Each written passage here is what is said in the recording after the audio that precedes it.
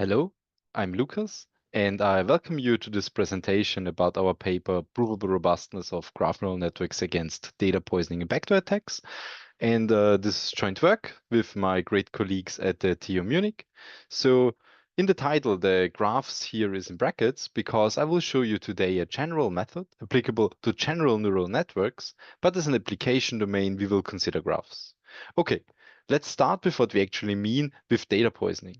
So data poisoning refers to perturbations applied to the training data, which try to induce unwanted behavior into the model, for example, the misclassification of test inputs.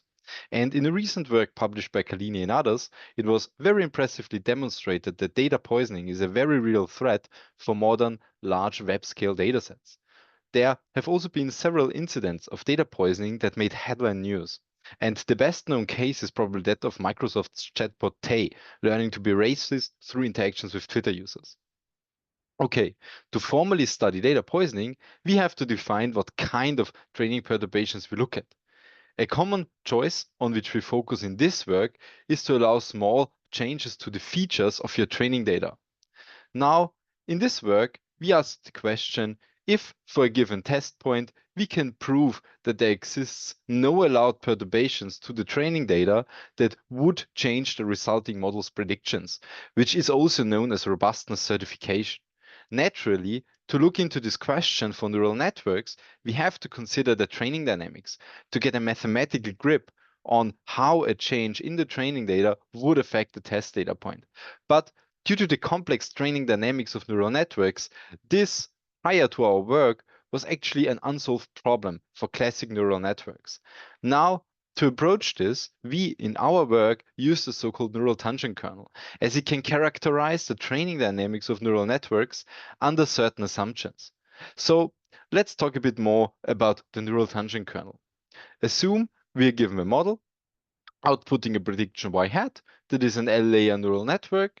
And now the NTK is a matrix whose ijth element is the dot product between the gradient of the prediction of the network with respect to its weights for data point I with data point j, and comes up in the expression describing how the prediction of our model changes during training. Now, I want to mention one very important fact about the NTK.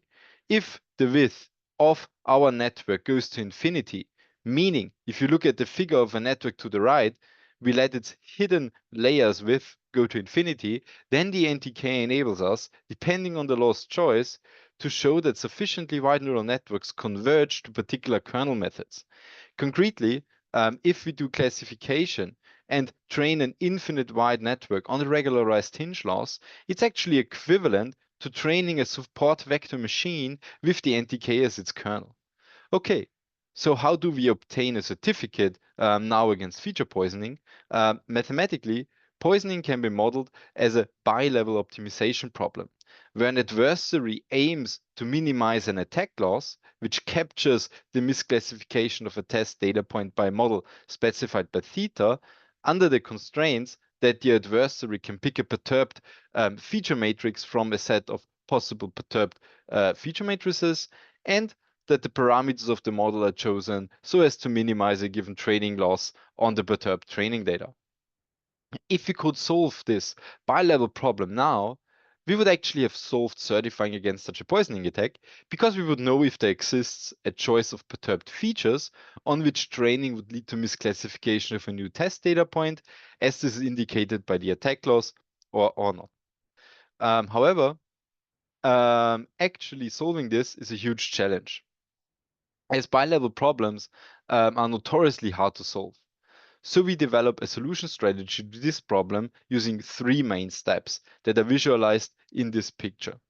In the first step, we leverage the equivalence of sufficiently wide neural networks with support vector machines to replace the bilevel problem describing poisoning for GNNs with the bilevel problem describing poisoning for SVMs.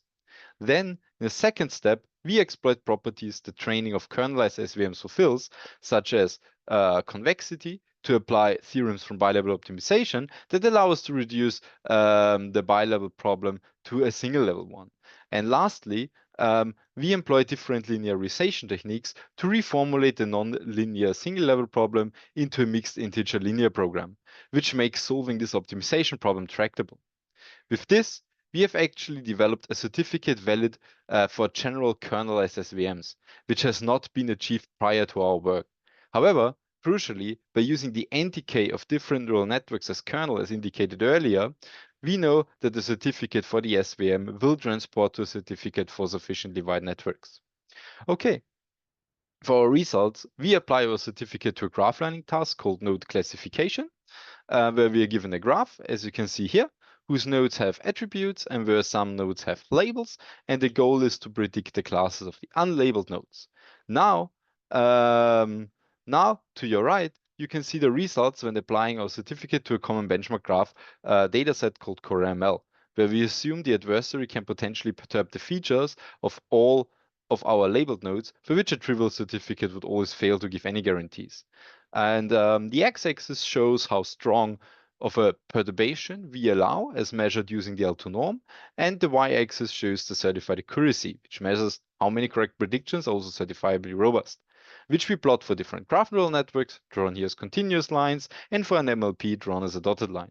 And the figure shows very clearly that we get non-trivial robustness guarantees, but it also carries an interesting insight, namely the graph structure as leveraged by the GNNs, seems to significantly improve certifiable robustness towards training time perturbations.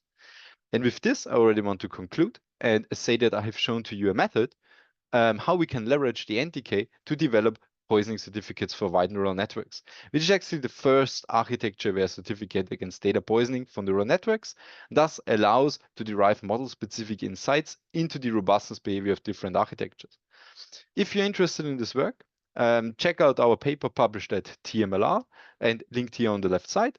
And you may also want to check out our follow-up work published this year at iClear, where we extend the certificate to an exact certification method against label poisoning. Thank you.